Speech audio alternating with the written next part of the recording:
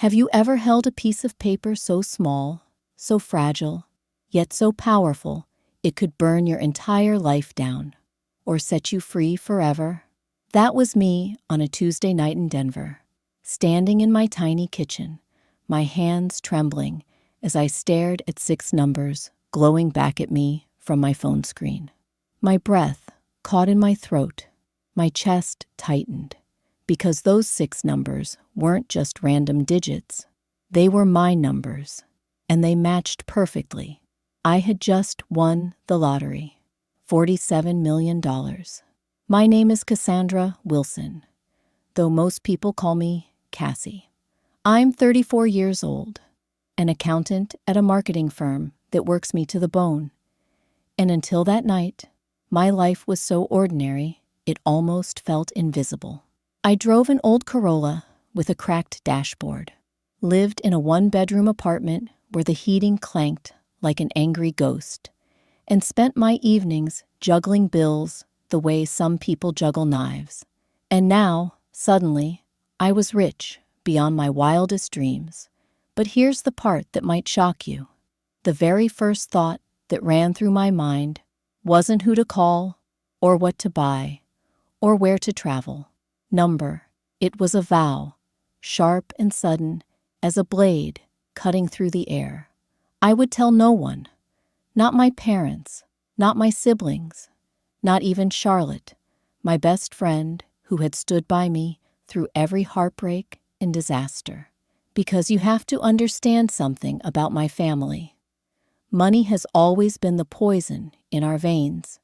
When I was younger, I emptied my savings to send my older brother Jason to rehab, only to find out later he never went.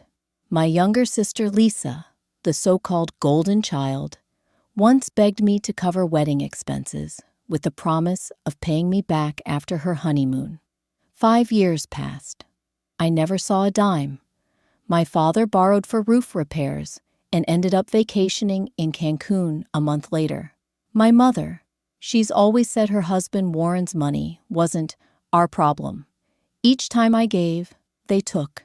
And when I needed comfort, silence, excuses, or worse, lectures about how I should have managed better. So, staring at that ticket, I wasn't imagining yachts or designer handbags. I was imagining my family's faces if they found out. The greed, the fake concern, the sudden flood of phone calls after months of ignoring me. I pictured Jason showing up at my door with a desperate grin, Lisa batting her eyes and saying, "Just a little loan," my father delivering lectures about financial responsibility while hinting that a contribution to his retirement would be the wise thing to do. I couldn't let that happen, not again, so I slipped the ticket into an envelope, tucked it deep inside my purse, and sat alone at my wobbly kitchen table, listening to the sound of my own heartbeat. The city outside hummed like nothing had changed, but everything had.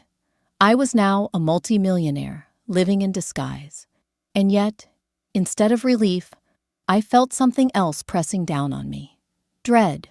Because winning the lottery doesn't just change your bank account. It changes people.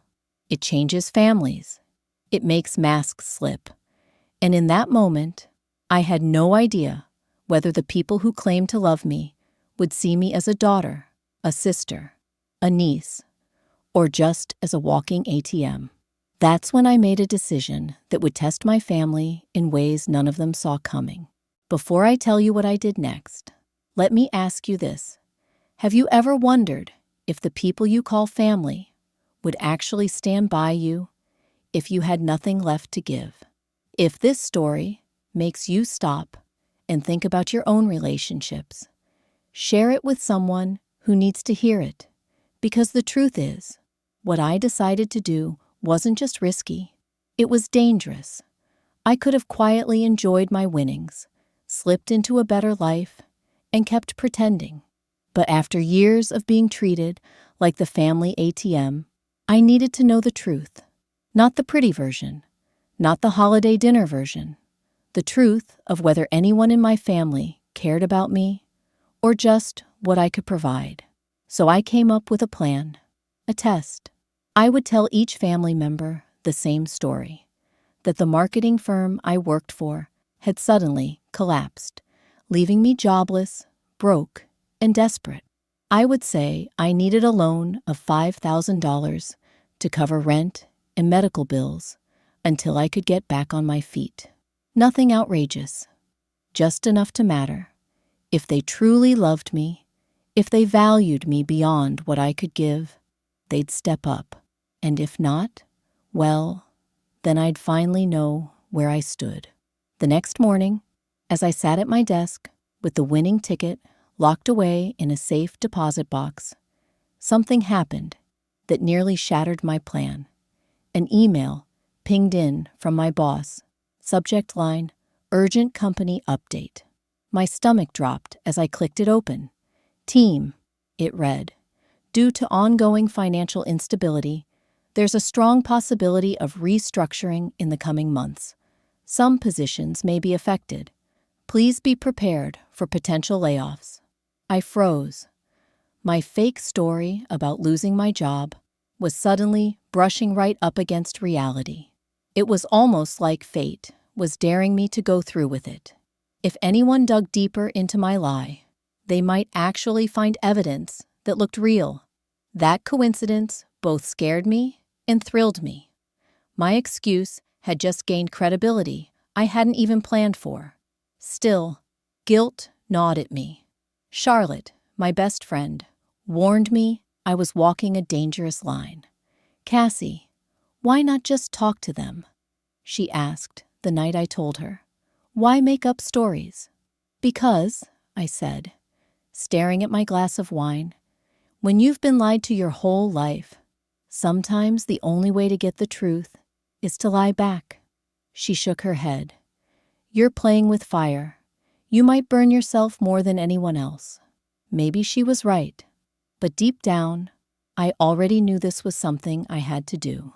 That night, I sat at my kitchen table, rehearsing the story over and over until it rolled off my tongue as naturally as breathing. My voice cracked in the right places. My sighs fell heavy at the right moments. I practiced until it sounded less like a lie and more like the truth. And then, with my hands trembling, I picked up my phone and dialed the first number.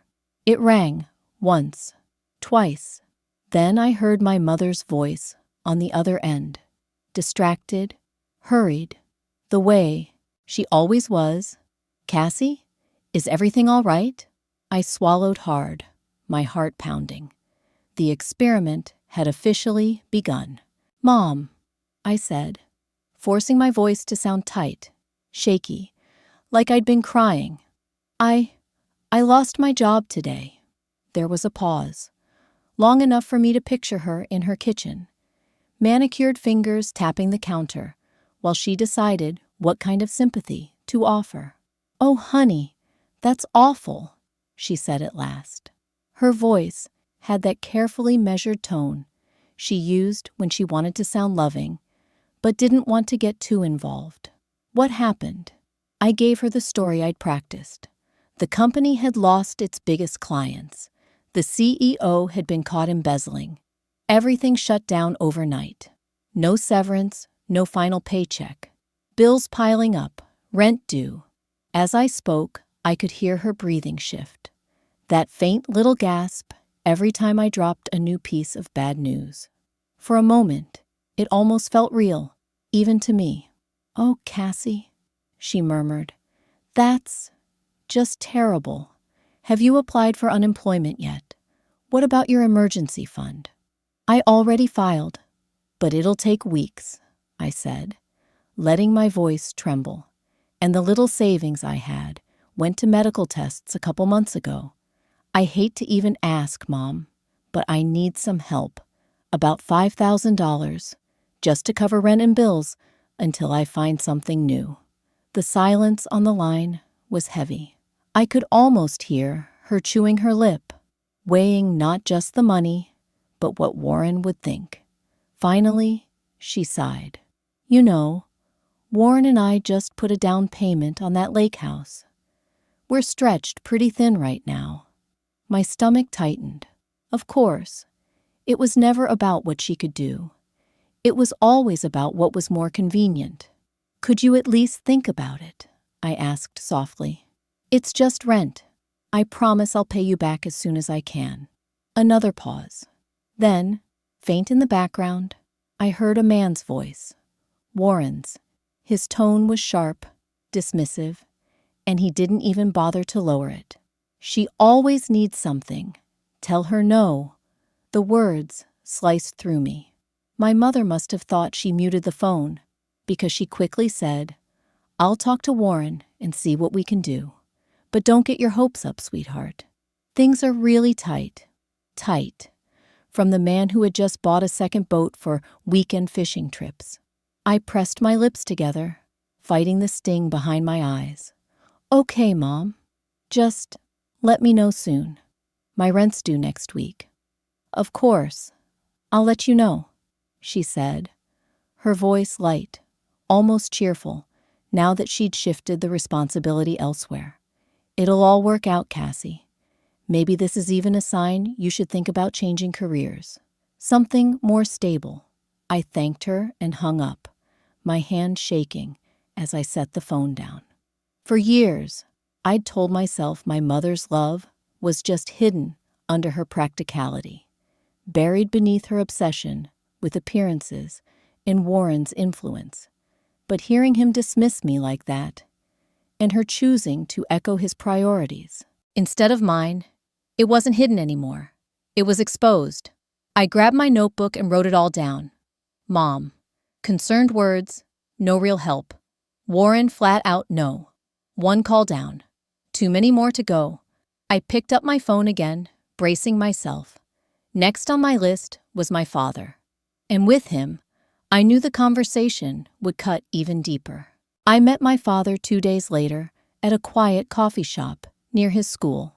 He still taught high school physics, still wore the same corduroy blazers with leather patches on the elbows, and still greeted me with the same detached formality that always made me feel like a student instead of a daughter. You look tired, he said, as I sat down. No hug, no warmth, just an observation, like he was grading me on appearance. I gave him a weak smile and began my story. The company collapse, the lost paycheck, the looming rent. I watched his face carefully, hoping, against everything I knew, that he might surprise me.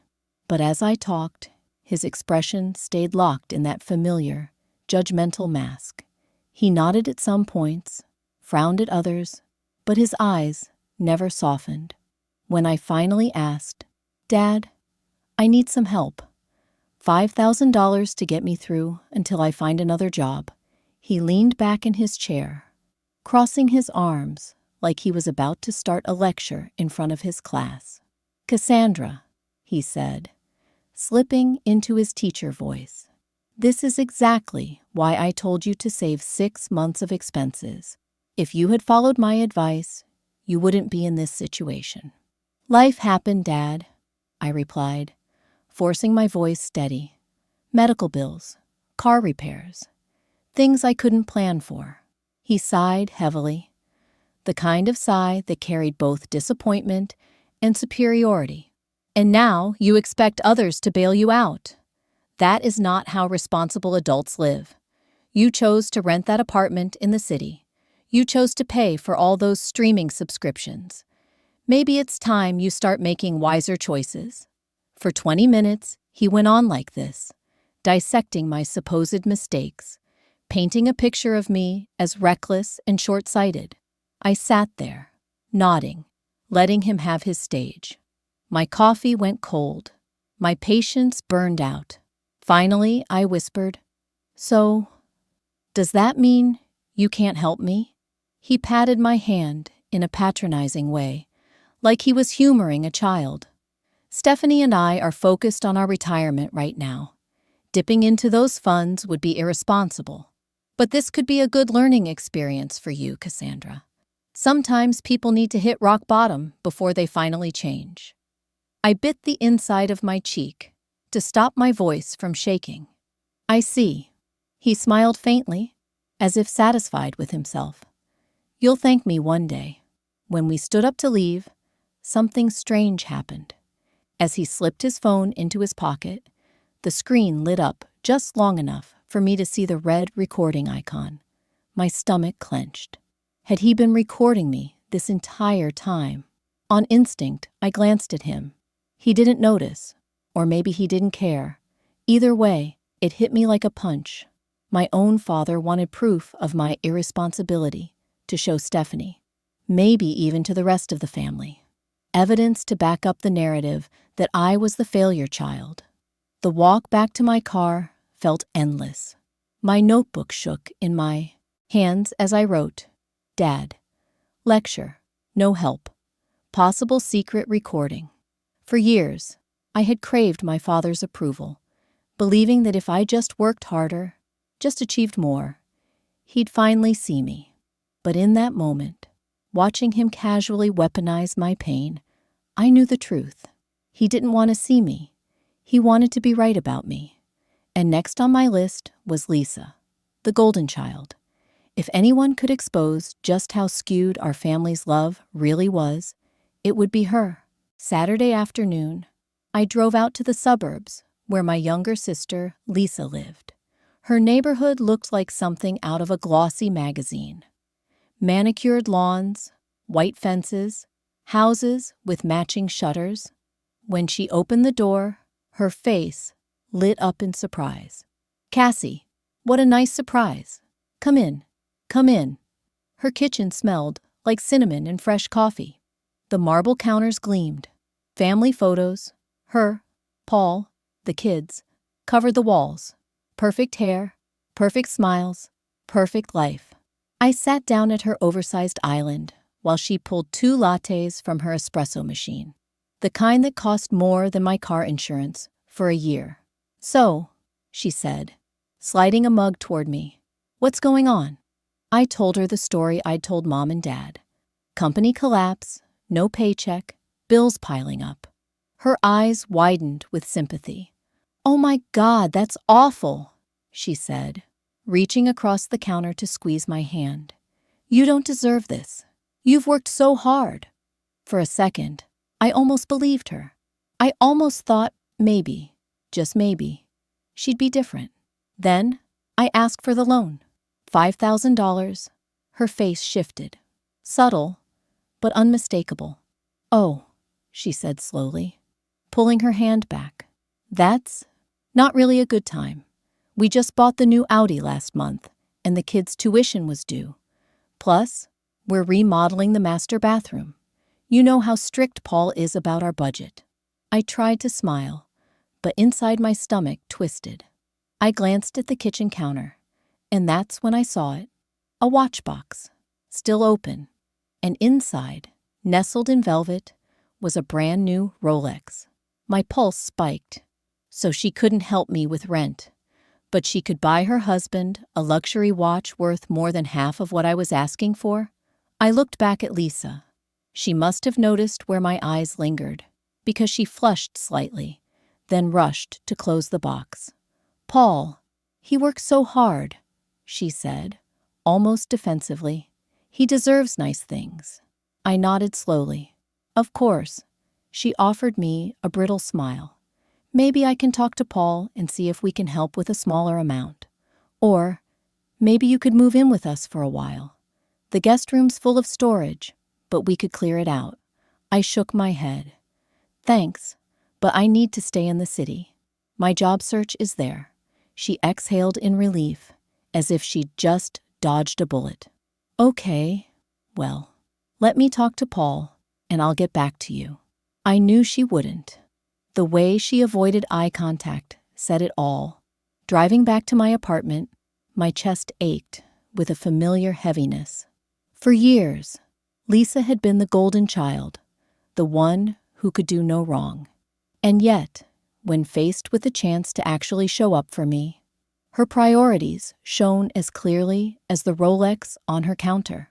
I wrote in my notebook, Lisa, sympathy on the surface, excuses underneath.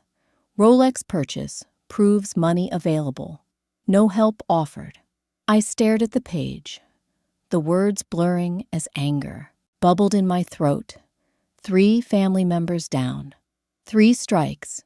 And next was Jason, my older brother, the one who'd begged and borrowed from me more times than I could count. If anyone could fail this test spectacularly, it was him. I didn't even get the dignity of a face-to-face with my brother Jason. I sent him a long text explaining everything. The company collapse, no paycheck, medical bills stacking up. Within minutes, he shot back a reply that made my stomach twist. That sucks, sis. I'm strapped too.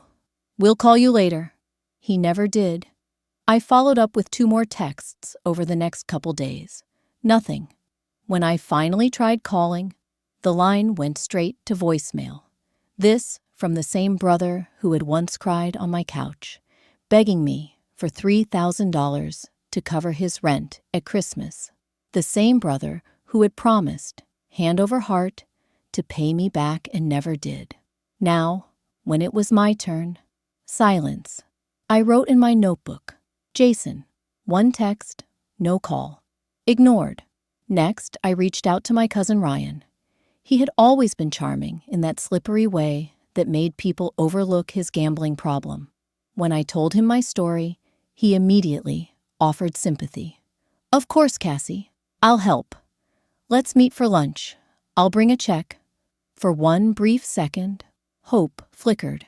But the day of our meeting, an hour before we were supposed to sit down, my phone buzzed. Sorry, something came up. We'll reschedule. He never did. And just like Jason, he stopped answering altogether. Notebook entry. Ryan, empty promise, disappeared. Then came Aunt Heather, my father's sister. Calling her was like volunteering for an insult contest. Well, Cassandra, she said, after I told her the story, her voice dripping with superiority. I always said that company of yours seemed unstable. Didn't I tell your father you should have taken that bank job after college? But no one listens to me. I clenched my jaw. I just need a little help, Aunt Heather. $5,000 to cover bills until... She cut me off with a laugh. 5,000? Goodness, no. You need to learn to live within your means. Honestly, maybe this will be good for you. I tried to end the call politely, but she wasn't finished. You know, she added, her voice lower, conspiratorial. Other people in the family have had financial troubles too. They managed without begging everyone for handouts. Maybe you should learn from them. By that evening, I understood what she meant. My phone buzzed nonstop with notifications, texts from Lisa, from Dad, even from Mom. All of them carried the same tone: disbelief, judgment, thinly veiled scorn. Because Aunt Heather had gone straight to Facebook. She had posted, in that vague but obvious style she loved so much. Some people never learn. 34 years old and still asking the entire family for handouts. Maybe rock bottom will finally teach responsibility. Within hours, distant cousins, family friends, even old neighbors had liked and commented, piling on with speculation. Some tagged each other, whispering about me in the comments, as if I couldn't see. Scrolling through it, my stomach churned. They weren't just refusing to help. They were mocking me, publicly. Notebook entry, Heather. Refused, then humiliated me online. By the end of that week, I was exhausted. 7 people, my mother, Warren, Dad, Stephanie, Lisa, Jason, Ryan, and Heather, had either refused, deflected, or outright ignored me. Each one had confirmed what deep down I'd always suspected, but never wanted to believe. When it came to family, my worth was measured in what I could give, not in who I was. And just when I was ready to give up, my phone rang. The name on the screen made me pause. Aunt Martha. Cassie, honey, I just heard from your mom about the job. Aunt Martha's voice came through the line, warm and steady. Are you all right? For a moment, I couldn't speak. I had planned to call her last, but she had beaten me to it. That alone told me everything I needed to know. I'm hanging in there, I said softly, and this time, the strain in my voice wasn't an act. Let's have lunch tomorrow, my treat. The next day, we met at a little diner near her apartment. She looked exactly as she always did. Hair pulled back in a messy ponytail, jeans that had seen better days, and a cardigan with mismatched buttons. She hugged me tightly before we slid into the booth. I'm so sorry about your job, she said, as the waitress poured our coffee. That company never deserved you anyway. As we ate, she asked thoughtful questions about my job search. Not judgmental, not prying, just genuine concern. After the plates were cleared, she reached into her worn purse and slid an envelope across the table. Take this, she said. I opened it. Inside was $3,000 in cash. My throat closed. Martha, I can't take this. It's too much. Nonsense, she cut me off. Family helps family. I know it's not the full amount you need, but it should cover the rent for now. Tears blurred my vision. This was nearly all of her savings. I knew it without her saying a word. And yet, she was giving it to me without hesitation. She leaned forward and took my hand. If you need a place to stay, my sofa pulls out. It's not fancy, but it's yours for as long as you need. I couldn't hold it in anymore. Thank you, I whispered. This time, the gratitude in my voice was completely real. Driving home, the envelope heavy in my purse, my guilt became unbearable. Martha had so little, yet she gave me nearly everything. Meanwhile, my mother had a new lake house. Lisa had a Rolex on her counter. My father was hoarding for retirement. Heather had mocked me online, and none of them had lifted a finger. That night, I invited Martha over for tea. She settled onto my old couch, looking more tired than I'd ever noticed before. I set her mug down and took a deep breath. Martha, I need to tell you something. Her eyes stayed calm. What is it, sweetheart? I didn't lose my job. The company is fine. I made up the story to see who in the family would help me if I needed it. Silence hung between us. Finally, she nodded slowly. I see. Am I angry? Number sad, maybe. Sad that you felt you had to test people this way. But I understand why you did. I swallowed. You were the only one who offered. Everyone else had excuses, or nothing at all. In Martha, there's something else. My voice shook. I won the lottery, $47 million, 3 weeks ago. Her eyes widened, but she didn't gasp, didn't rush to ask for anything. She just listened. Oh, Cassie, she breathed. That's life-changing. Before I could say more, my phone buzzed. A message from Charlotte. Cass, I know you trust Martha, but once the secret is out, even with her, it won't stay small. Be careful. I stared at the screen, heart pounding. For the first time, I realized my secret wasn't just fragile, it was combustible, and I had just lit the first match. The days after I confessed to Martha felt like walking with a loaded secret in my chest. She hadn't judged me, hadn't asked for a dime, hadn't even let her eyes linger on the idea of millions. But Charlotte's warning kept echoing in my head. Once someone else knows, the secret stops being just yours. So I made a choice. I wouldn't tell another soul, not yet. Instead, I called for a family meeting. Important announcement, I wrote in the group text. Come to my apartment this Sunday. To my surprise, everyone showed. My mother arrived first with Warren, her perfume clouding the room as if it could mask his scowl. My father came next with Stephanie, clutching a folder as though prepared to give me financial planning charts. Lisa and Paul swept in with forced smiles. Jason shuffled behind them, looking rumpled and guilty.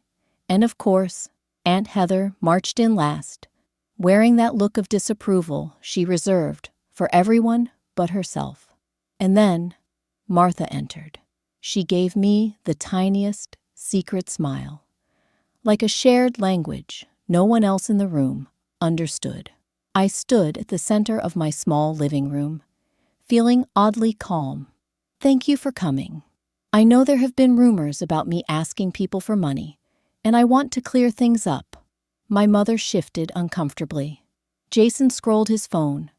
Lisa fussed with her bracelet. "The truth is," I continued, "I'm fine.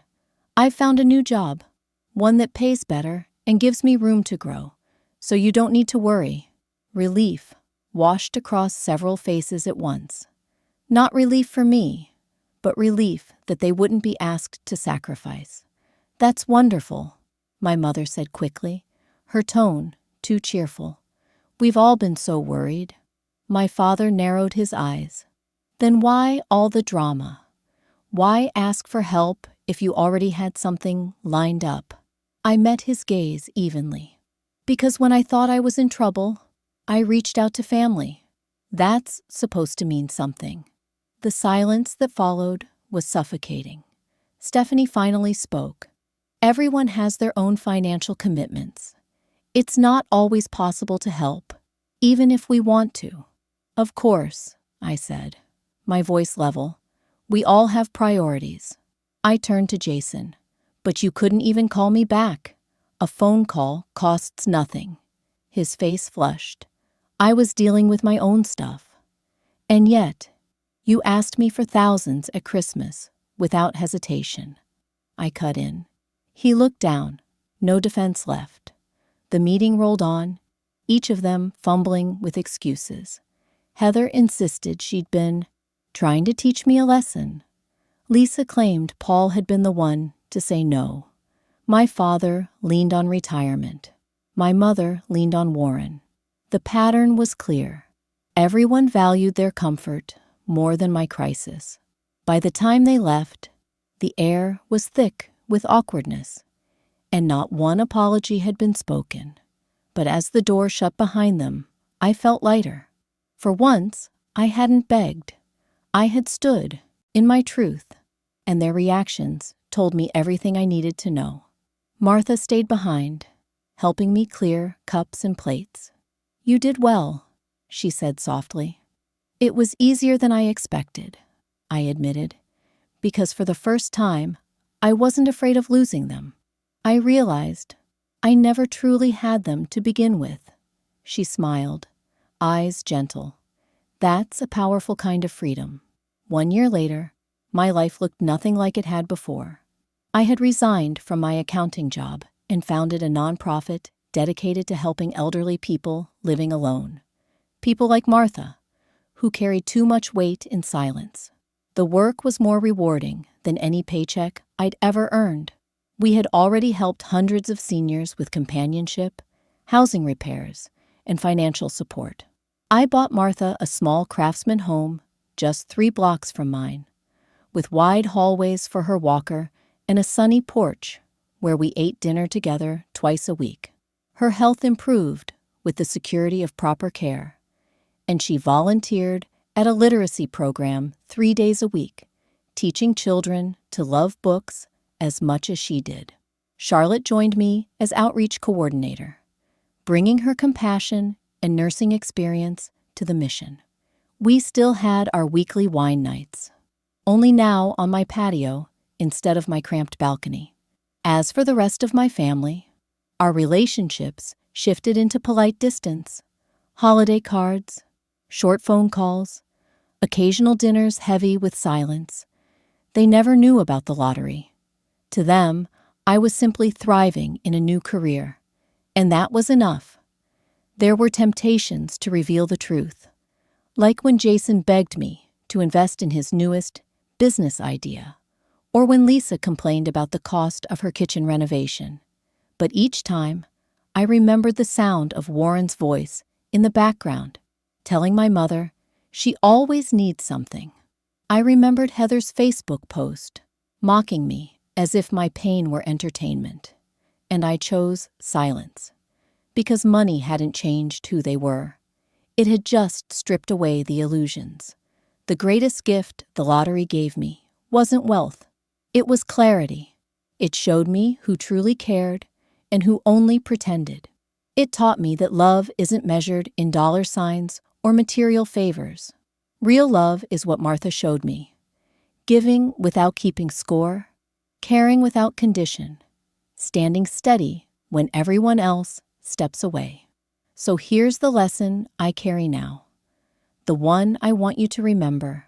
People who deserve a place in your life are not the ones who show up when you have everything to give, but the ones who stay when you have nothing left but yourself. And if you've ever been betrayed, judged, or left behind by those you trusted most, don't let bitterness write your story. Choose love, choose forgiveness. Let go of grudges and build a life that reflects your worth, not your wounds, because the only way forward is through love. Love for others, love for yourself, and love for the future, waiting just ahead.